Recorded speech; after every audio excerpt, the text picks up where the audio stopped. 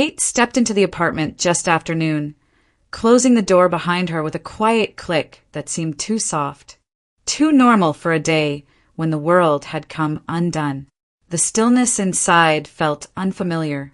For months, every sound had been shaped by her mother's illness. The soft shuffle of slippers across the floor, the quiet hum of an oxygen machine, the strained exhale Caroline tried to hide when the pain grew sharp.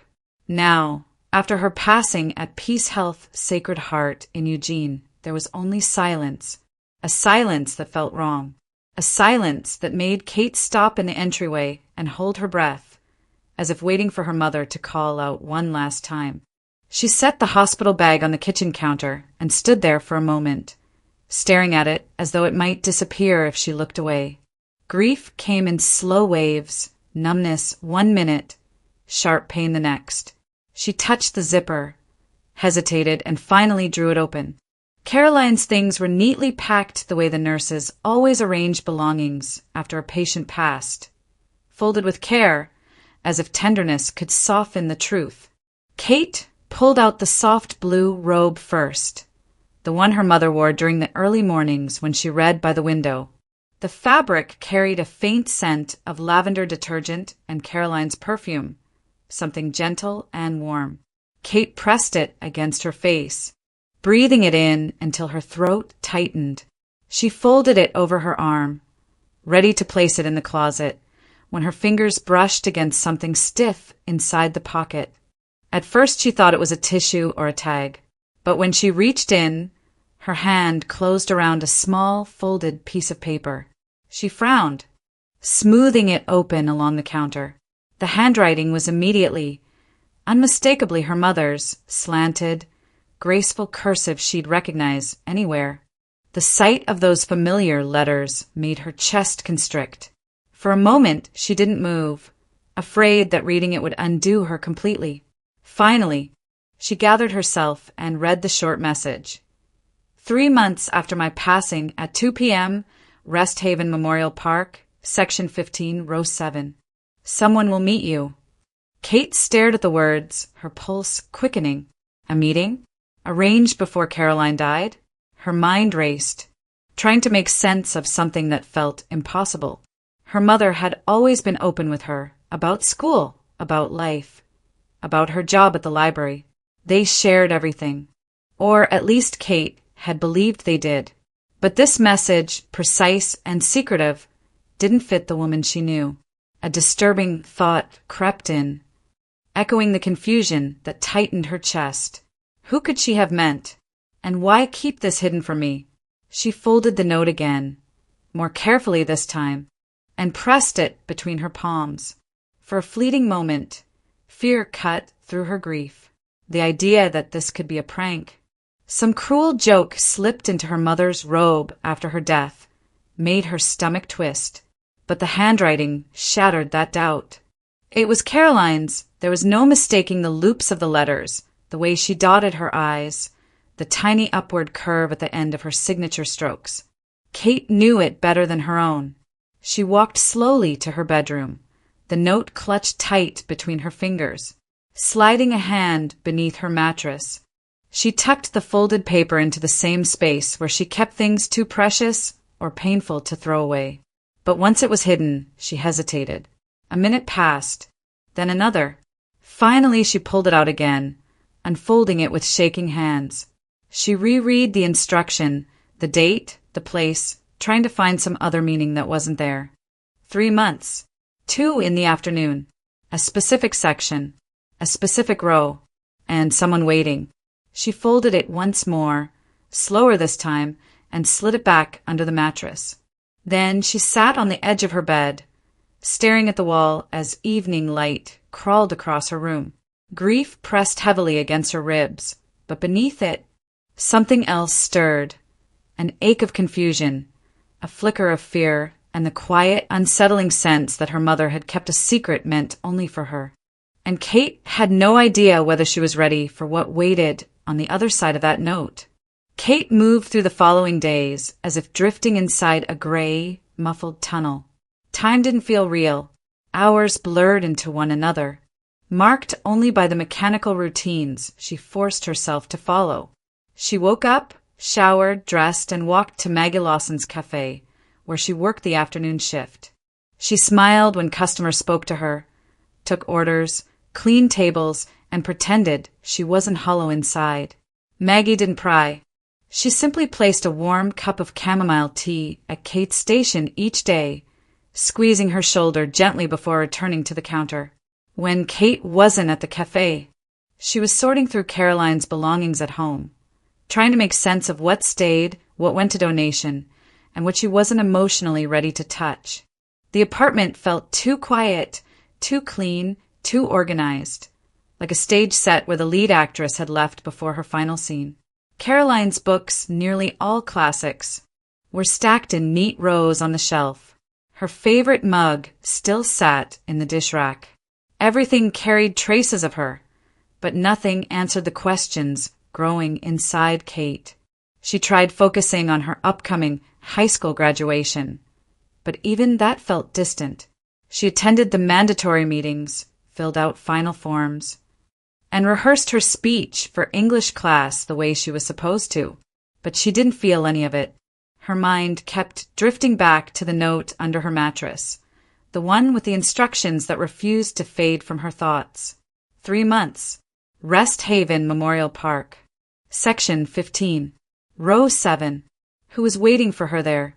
Late one morning, as Kate was packing old sweaters to donate, a knock sounded at the door. When she opened it, she found Valerie Reeves, her mother's elderly neighbor, wrapped in a light cardigan despite the warm spring weather. Valerie's kind eyes softened as soon as she saw Kate. "Just checking in, sweetheart," she said gently, stepping inside when Kate motioned her in. "I brought you some lemon bars. I know you barely remember to eat this week."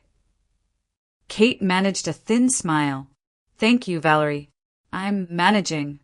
Valerie sat at the kitchen table, placing her hands around a warm mug Kate handed her.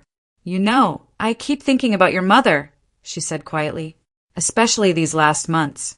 She changed a little, more thoughtful, more focused on something. Kate looked up. "Focused on what?" "Well," Valerie murmured, tapping her finger against the mug, "I saw the mailman bring her a few envelopes in March and early April. Real envelopes, not bills or flyers. She'd grab them quick, slip them into her robe pocket, and never talk about them. I thought maybe they were from someone at the library. She said it was work stuff, but I wasn't so sure." The words settled over Kate like a weight. Letters. Her mother had been writing and receiving letters, and she hadn't said a word about it. After Valerie left, Kate walked into her mother's bedroom and stood still, staring at the dresser and the shelves as if they might reveal something on their own. Then she began searching, methodically at first, pulling drawers open, checking behind books, then urgently moving faster, scanning every shelf, every box, every stack of papers. She looked under the bed, inside the linen closet behind the shoe rack. Nothing. Finally, she opened the desk in the corner of Caroline's room, a desk her mother used mostly for reading and jotting notes. She pulled out the top drawer. Receipts, old bookmarks, a broken pair of reading glasses. She dug deeper, pushing aside a cluster of old photographs, and something small and leather-brown slid into view. A notebook. Kate froze, then reached for it with careful fingers. It was a slim, worn journal with a soft cover and slightly frayed corners. When she opened it, the first page held a brief line written in Caroline's tidy script. February 12th. Dr. Keller said 6 months to a year. Must prepare everything for Kate. Kate's breath caught. She turned the pages slowly. Inside the notebook were entries describing Caroline's illness, her appointments, and reflections she had kept hidden. Thoughts she never shared aloud. There were lists, addresses, reminders. Some entries were written with careful clarity. Others looked rushed, as if she had written them while tired or in pain. There were also pages filled with strange symbols, shorthand markings Kate couldn't decipher. But near the back, on the second-to-last page, she saw it. Rest Haven Memorial Park. Section 15. Row 7. 3 months. 2 p.m. All arranged. The same message. The same exact wording as the note under her mattress. Kate closed the notebook slowly, holding it against her chest as a tremor moved through her. Her mother had planned this. Carefully, secretly, thoughtfully, and yet Kate remained in the dark, standing alone in the middle of a small, quiet apartment that suddenly felt full of secrets. She sank into the chair beside the desk, the journal still in her hands, realizing that whatever waited for her in 3 months had already begun long before Caroline took her final breath. Kate first noticed him on a Wednesday afternoon, a man standing across the street from her building, pretending to check something on his phone while glancing up at her window. She didn't think much of it then.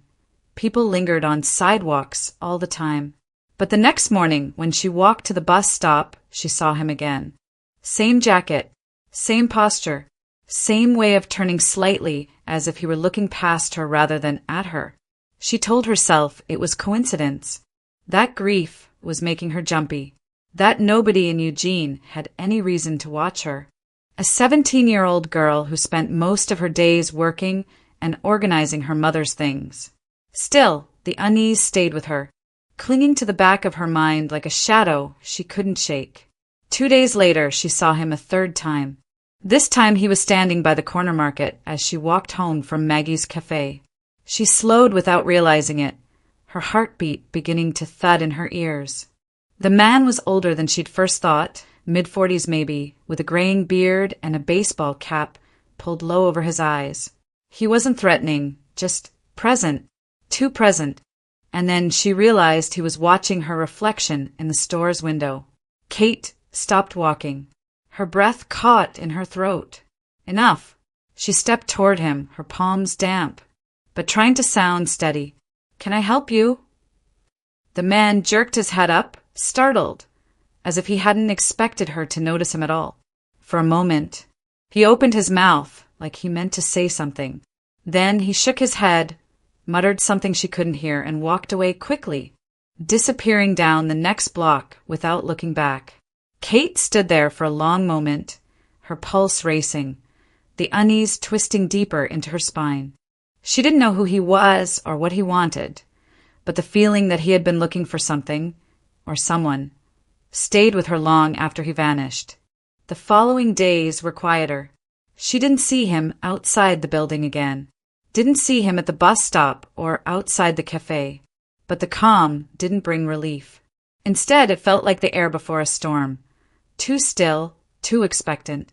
She kept glancing over her shoulder without meaning to, kept imagining footsteps behind her even when the sidewalk was empty. One late morning, while the cafe was between breakfast and lunch rush, the bell over the door chimed softly. Kate looked up from wiping a table and saw an older man enter. Not the man from the street. Someone different, gray hair, weathered face, wearing a worn leather jacket that looked older than she was. He ordered a black coffee, took a seat in the corner, and didn't touch the cup. He just watched her, not in a threatening way, not hiding it either, more like someone waiting for the right moment. Kate felt the back of her neck prickle. She tried to focus on stacking clean plates behind the counter, but each time she glanced up, he was still watching, measured, calm, as if confirming something. When the cafe finally emptied and Maggie stepped into the back room, the man stood, walked to the counter, and rested one hand lightly on the edge. His voice was low, steady, unmistakably serious. "Are you Kate Morgan?" The man didn't smile when he asked the question. He didn't look nervous or hurried or uncertain. He simply watched her with the calm, steady focus of someone who had already prepared for this moment long before she ever saw his face. Kate felt her throat tighten. "Yes," she said quietly. "I'm Kate." The man gave a slow nod, as if confirming something to himself. "My name is Harold Pierce," he said. His voice carried the weight of age and miles traveled. "I am a private investigator, based out of Seattle." A private investigator. The words sounded foreign inside the small cafe. out of place among the smell of coffee and the soft hum of the refrigerator behind the counter. Kate blinked, unsure whether to be confused or afraid. "I'm sorry," she said carefully. "A private investigator? Why would you be looking for me?" He exhaled, not impatiently, but as if he had rehearsed this answer many times and still wished he didn't have to give it. "I'd rather not do this here," he said gently. "Could we talk somewhere a bit more private?" Every instinct inside her tightened. She didn't know this man. She didn't know why he was here, or what connection he could possibly have to her life. But the feeling in her stomach, the feeling that something had been circling her for months, rose again. The stranger she saw on the street, the envelopes her mother hid, the note under her mattress, and now this. "I can't leave work," she said, her voice small but steady. "We don't have to leave," Harold replied. "Just a table where we can sit. Somewhere you feel comfortable." He gestured toward the far end of the cafe, where a booth sat empty beneath the window. "You can keep the counter in sight. No secrets." The reassurance mattered. Kate hesitated, weighing fear against curiosity. But curiosity was no longer a quiet whisper. It was a pressure building behind her ribs, demanding answers. She nodded and stepped around the counter, keeping a careful distance as she led him to the booth.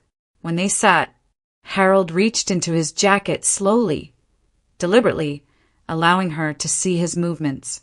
He withdrew a slim leather wallet and opened it, showing her a laminated investigator's license with his name, photo, and Seattle address. Everything looked official, real. "I've been hired for several years now," he began, sliding the wallet back into his jacket.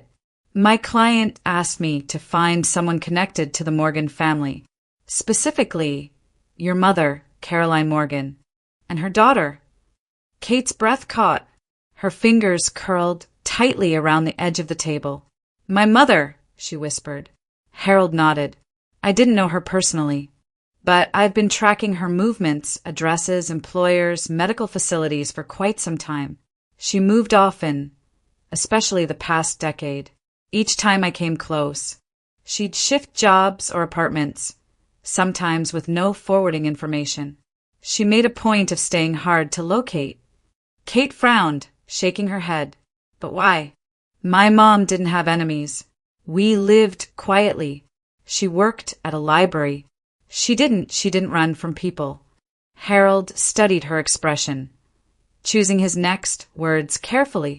"You may not know the whole story." The words scraped against her already raw nerves. "What story?" He held her gaze, and in that moment she knew he wasn't here chasing a debt or investigating insurance or following some misunderstanding. This was personal, deeply personal. "Miss Morgan," he said softly, "someone has been looking for you for a long time. Someone very determined.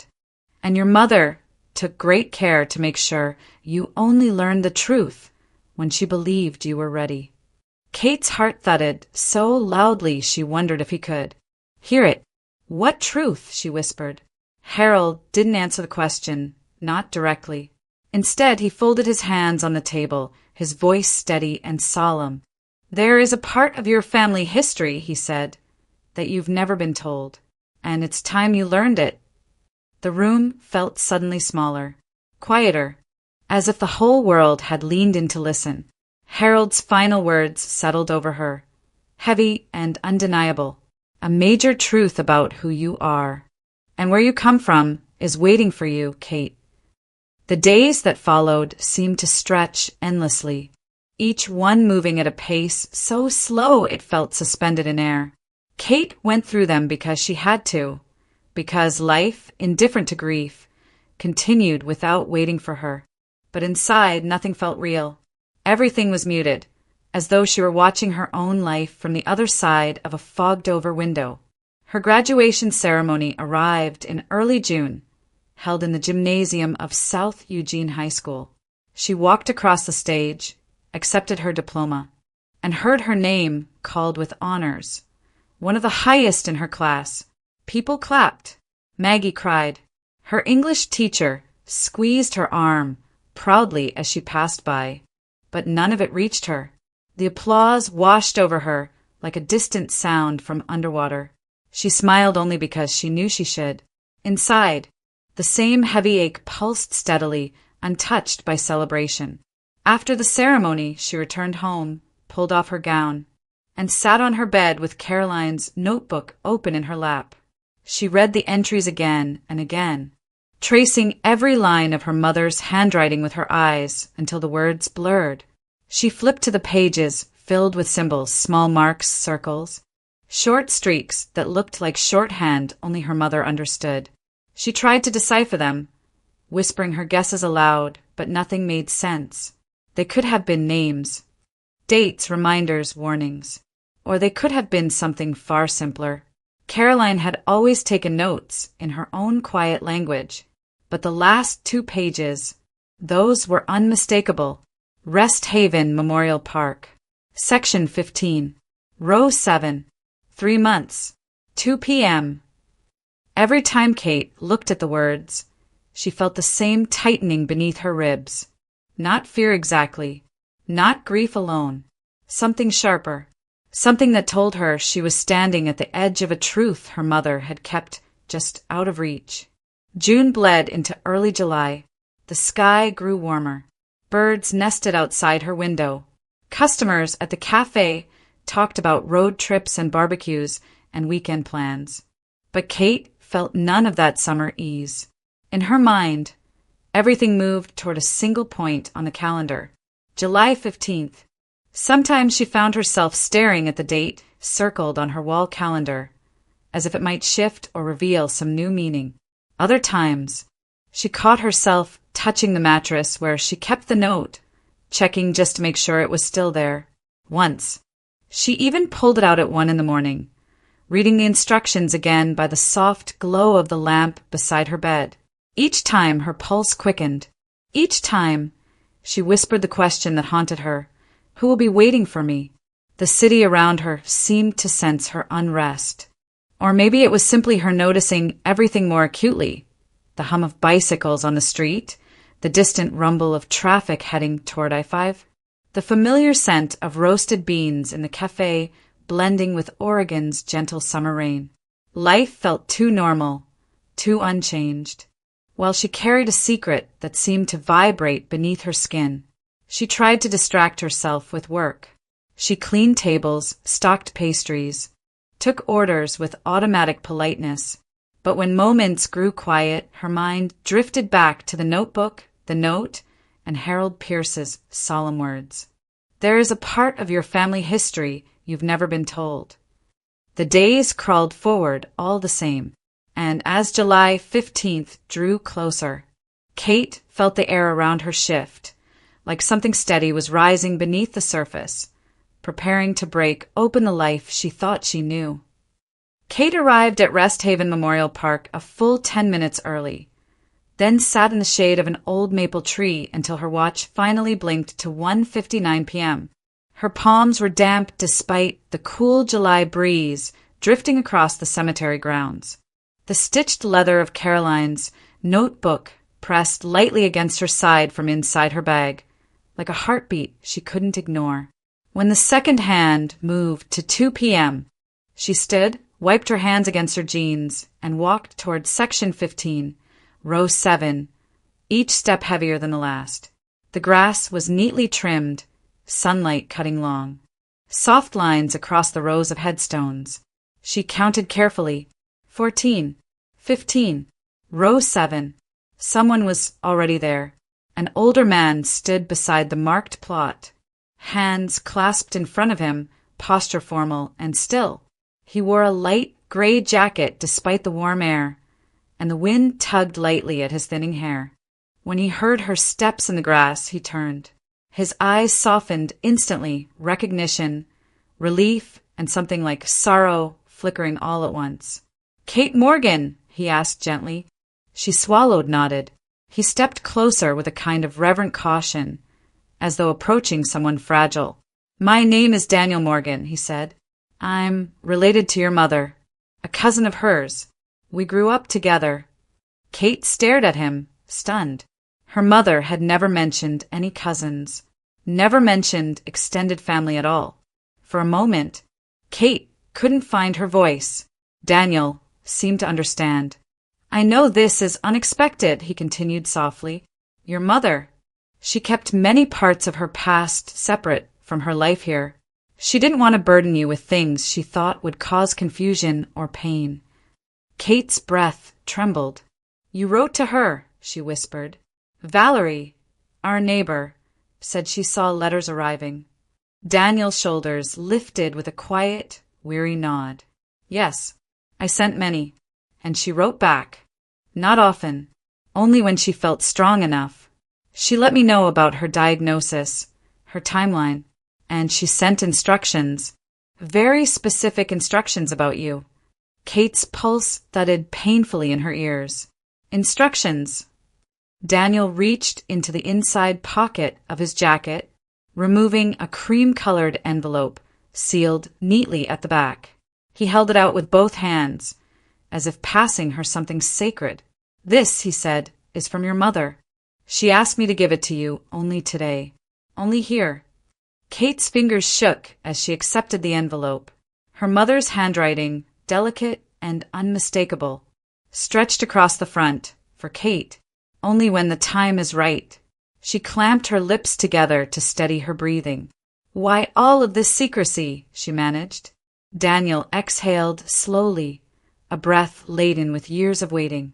"Because she wanted to protect you. Because she believed there were truths you deserved to know, but only when you could carry them." He paused, his gaze steady. "And because she wasn't the only one involved." A chill rippled across Kate's skin despite the warm air. "What do you mean?" she whispered. Daniel looked over the cemetery, not in fear, but with the heaviness of someone remembering something long buried. "Your mother loved someone, deeply, before she left Seattle, before she rebuilt her life here. And that man," his voice softened, thickened, "he never stopped looking for both of you." Kate felt the ground shift beneath her thoughts. Her breath caught. "My father!" she whispered, the word brittle, fragile. Daniel didn't answer with words, not at first. He simply nodded. Shock pushed through her chest so sharply she had to close her eyes for a moment. She felt the envelope tighten in her grip, the edges pressing into her palms. Caroline had never spoken of him. Not a name, not a memory, not a glimpse of who he was. And yet, somewhere, out in the world, there had been someone searching for her. Daniel's voice lowered, warm but steady. "Your mother trusted me to prepare you, to guide you to this moment. But the next step isn't mine to take." Kate opened her eyes. Daniel's expression held no uncertainty. "It's time," he said softly, "for you to meet the man your mother once loved, the man she never stopped caring for, the man who has waited years to find you." The wind rustled through the trees above them, carrying the scent of cut grass and July sunlight. Kate stood frozen, the envelope trembling in her hands, her heart pounding with fear, disbelief, and a dawning truth that felt too big to hold. Her mother's secret was no longer a secret, and nothing in her life would remain the same. Kate didn't open the envelope right away.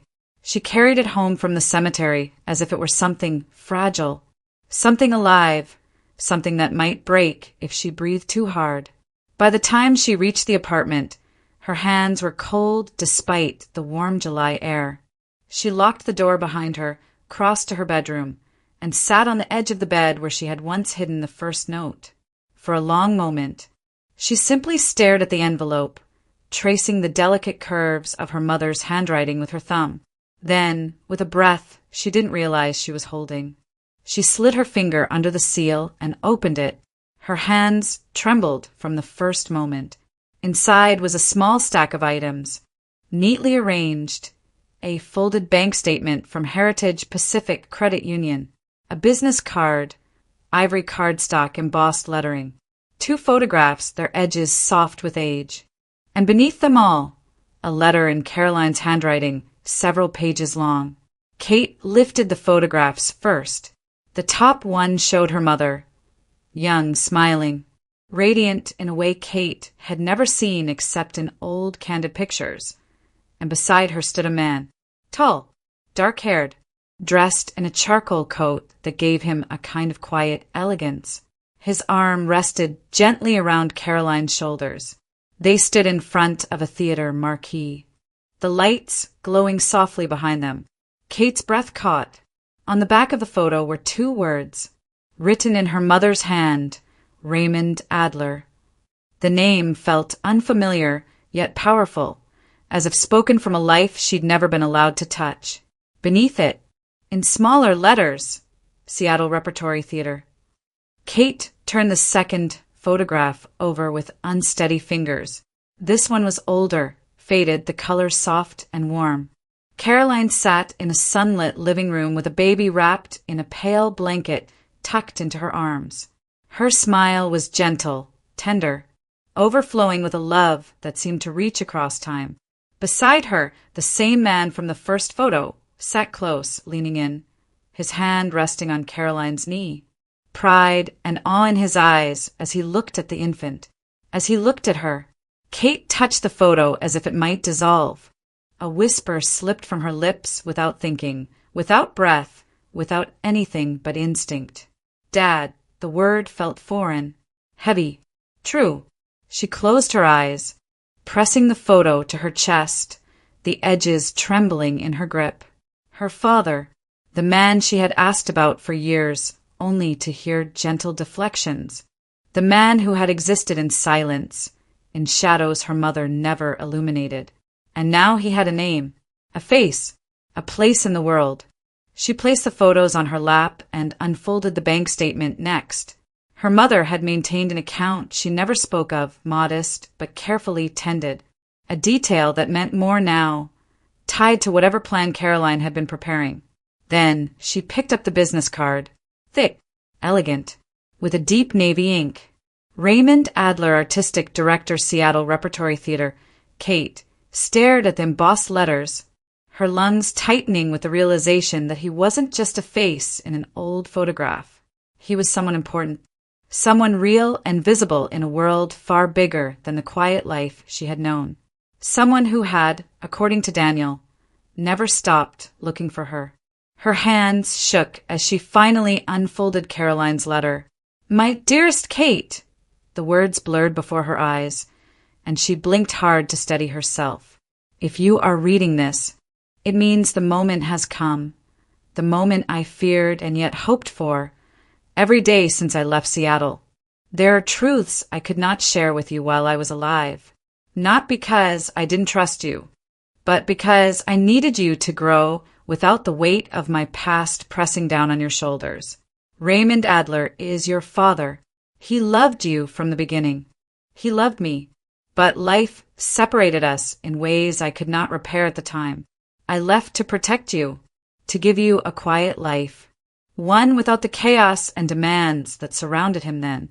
But I always knew the day would come when you deserved to know everything.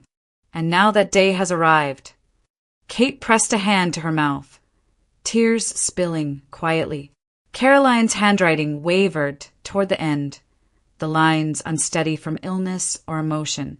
"Go to him when you feel ready. He has spent years searching for the chance to know you, not out of guilt, but out of love. And I believe, with all that I am, that he will welcome you the way he once welcomed me.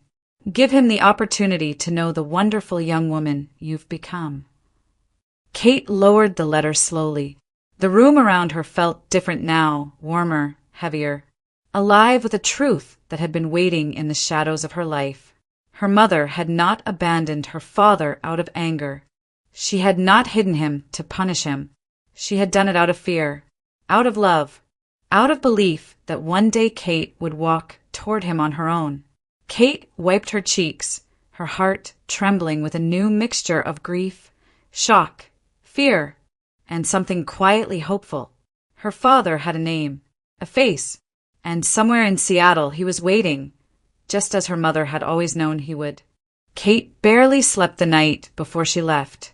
Her mind replayed the photographs, her mother's letter, Daniel's gentle voice in the cemetery.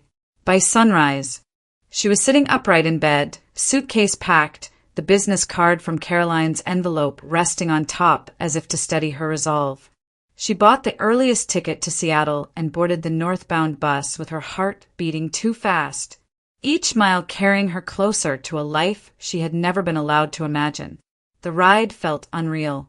Oregon's rolling green hills blurred past the windows, the scenery shifting into the dense forests of Washington. Kate alternated between gripping the edge of her seat and rereading her mother's letter until the ink smudged slightly beneath her fingertips. With every passing hour, her nerves tangled tighter. She wondered if she would even recognize him, or if he would recognize her. Wondered if he even wanted her to come. Daniel had said yes. Her mother had believed he would. But belief and reality were different things, and the fear of the unknown pressed heavily in her chest.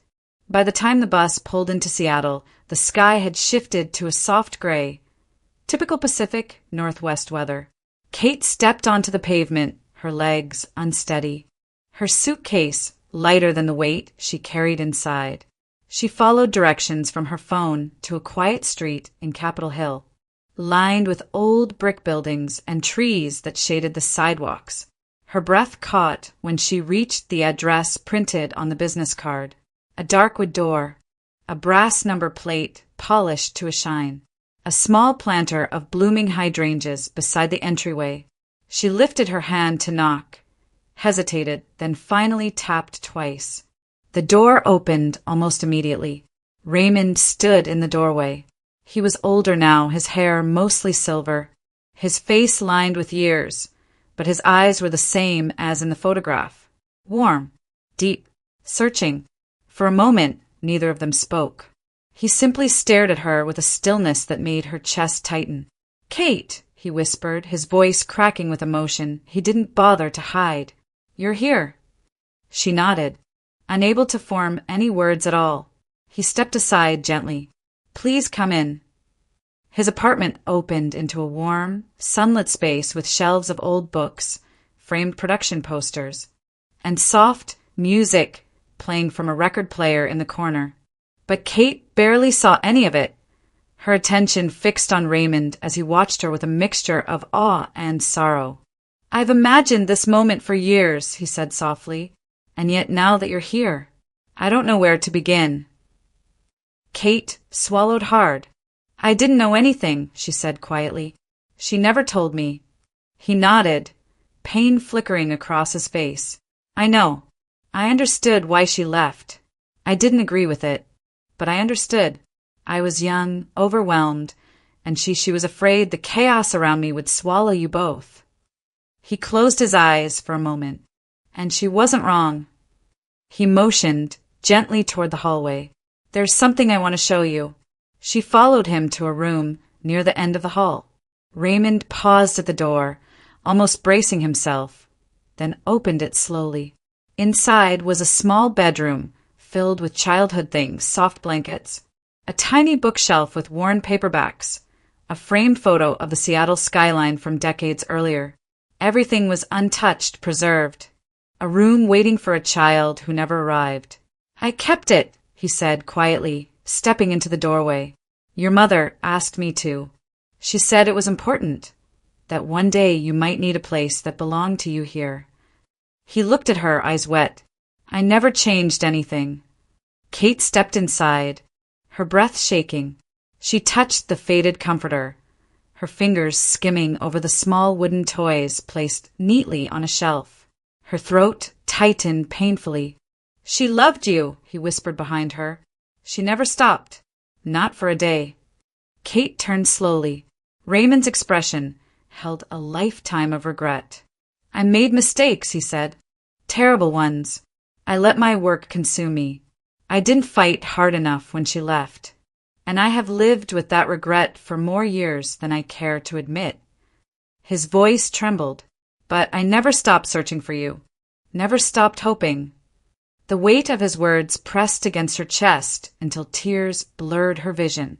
Raymond stepped closer, not too close, not assuming, simply offering.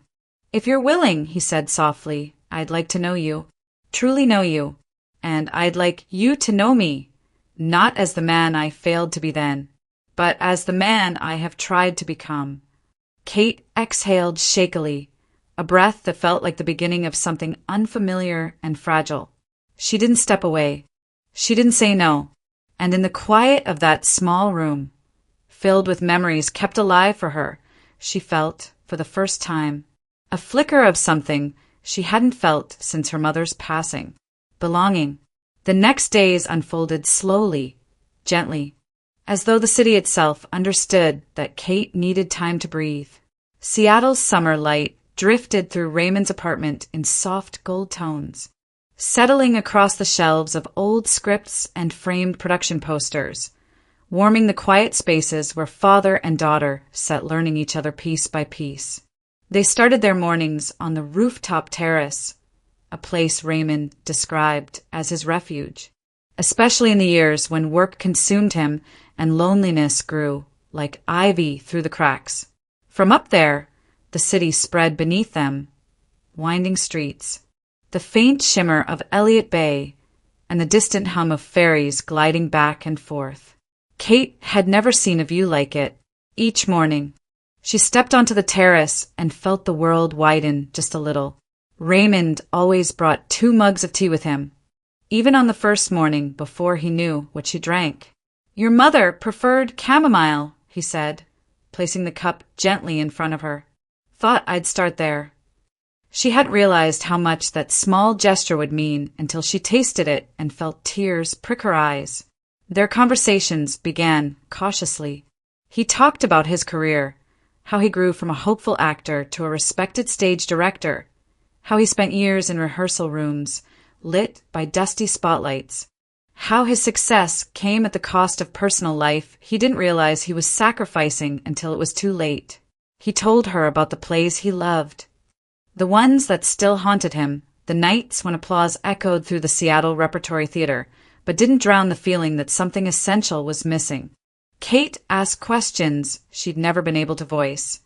Did you know she was pregnant? Did you try to find us? What happened the night she left? Raymond answered each. Slowly, honestly. Yes, he had known briefly. But the news came during one of the most chaotic periods of his life. A major production, financial pressure, a public scandal involving the theater board. He'd told Caroline he needed time to straighten things out, to secure a future. But she had heard it differently. She had heard uncertainty, instability, a fear he couldn't control. And she had walked away, quietly, slipping through the cracks of his life before he realized the danger of losing her. "I thought I'd fix everything first," he admitted, his voice tight. "I thought I'd come to you both, with solid ground beneath my feet. But by the time I was ready, you were gone." He told her how he searched, hiring investigators, reaching out to old friends, tracing clues. But Caroline moved often, lived quietly, kept to herself. And eventually, all he had were letters returned unopened and years slipping through his fingers. Kate listened, her emotions shifting between sadness, anger, and something gentler she didn't know how to name. Some nights, she lay awake replaying every word he said, trying to reconcile the man in the photographs with the man who now carefully washed dishes beside her, cooked simple dinners, and waited patiently for her questions instead of rushing to fill the silence. They talked about her future, too, college applications she hadn't finished, dreams she hadn't sorted out. Raymond refused to push her. "You've lived through more than most people your age," he told her softly one evening. "You get to take your time figuring out what comes next." He never overstepped, never assumed, never used the word daughter as leverage or claimed a role he hadn't earned. Instead, he offered stories, space, and time, offered the steadiness she didn't realize she had been craving. On the 4th morning, as they ate breakfast on the terrace, Seattle waking beneath them in slow ripples of noise and light, Kate felt something shift inside her, a loosening, a softening. She watched Raymond talk about the first play he ever directed, how everything went wrong until the final scene. when the lead actress improvised a gesture so beautiful it changed the entire production.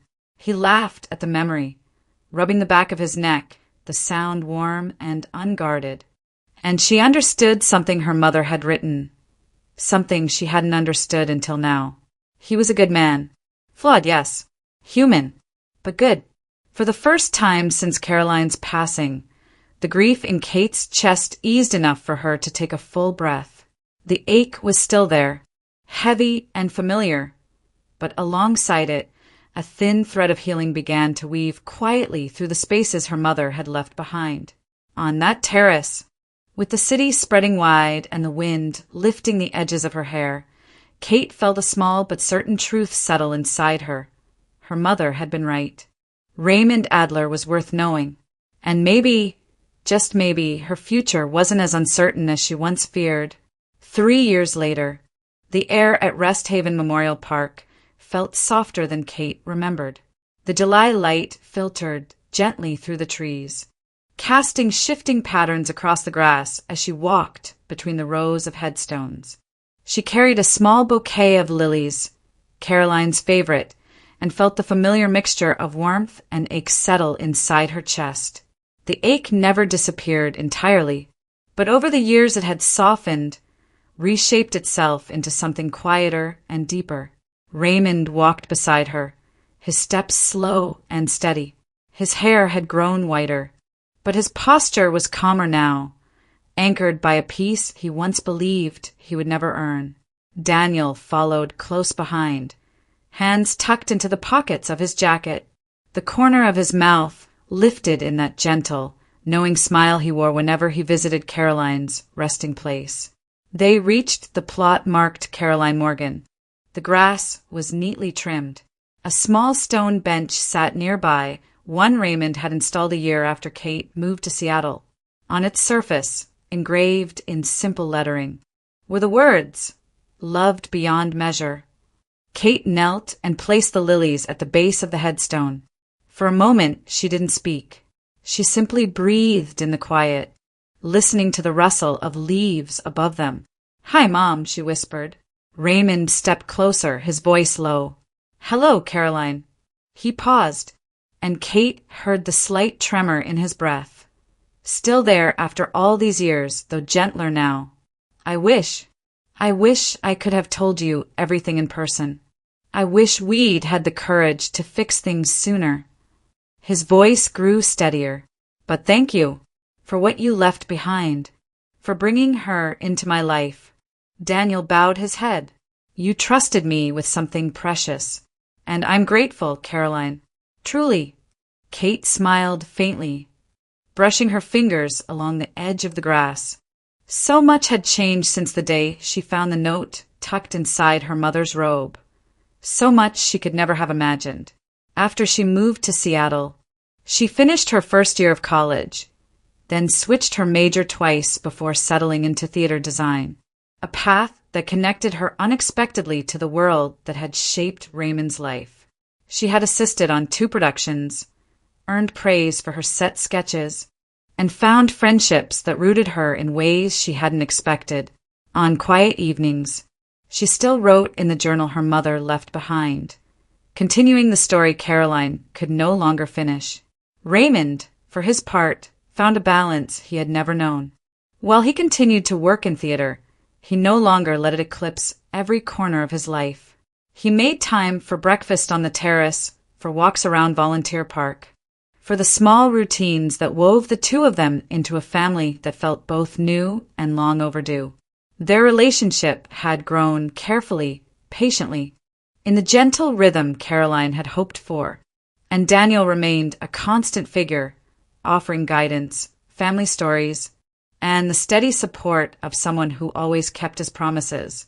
Now, standing before her mother's grave, Kate felt the full weight of the journey that had brought her here. Every secret, every piece of truth her mother had shielded until the time was right. "Mom," she murmured, "I understand now. Why you left.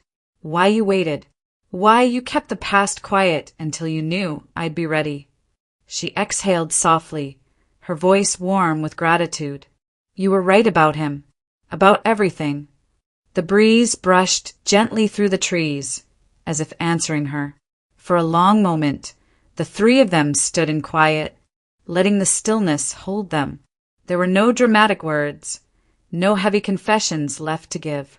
Just a sense of completion, soft, dignified, and full of the kind of love that didn't need to be spoken, allowed to be felt. "We're okay," Kate whispered finally. "All of us. Because of you." Raymond rested a hand lightly on her shoulder. Daniel placed the other on her opposite side. The three formed a small, quiet circle around the headstone, a family stitched together not by chance, but by choice, sacrifice, and the quiet courage of a woman who had loved them all in her own way. As they prepared to leave, Kate looked one last time at her mother's name, carved in stone. Her heart felt full, steady, grounded, and touched by a warmth that had taken years to understand. Caroline's final lesson came to her clearly then, as if carried on the warm July air. Love endures, forgiveness restores, and second chances, when taken with an open heart, can rebuild things once thought lost. Kate stepped away from the grave, walking between Raymond and Daniel, feeling the strength of the life her mother had shaped for her. A life of connection, a life of truth, a life built on the quiet power of one woman's unwavering love.